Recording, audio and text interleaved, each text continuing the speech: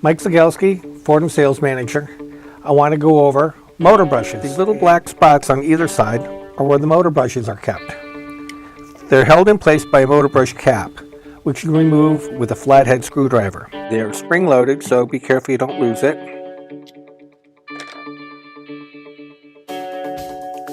And this is the motor brush.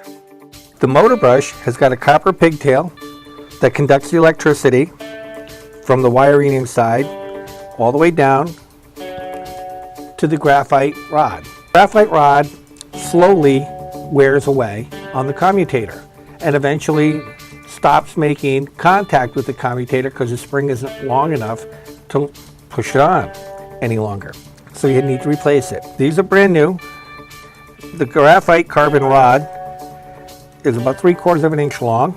When they wear down to about a 1/4 inch, you need to replace them. Even if one's longer than the other, you replace them both at the same time. They've got a special composition so they're not too much graphite, not too much filler material, which is abrasive. We use special ones for our motors. Let me show you how you can put these back on. As you can see, there's a curvature to the end of these. Okay? The motor on the inside is a big cylinder. So what you want to do is you want to match that curvature to the curve of the cylinder on the inside.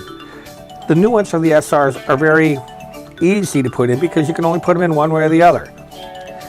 They're rectangular, so they fit in the hole, and the motor brush head has got two little flanges that go down on either side.